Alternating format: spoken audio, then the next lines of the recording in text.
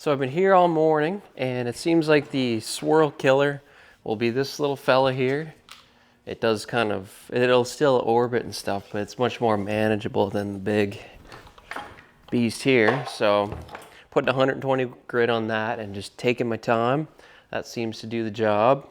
The other thing I found is that if you use the pre-stained wood conditioner, you get a much better result here. So there's without it, there's with it. Much less blotchy and smooth. So, unfortunately, I've already done a couple boards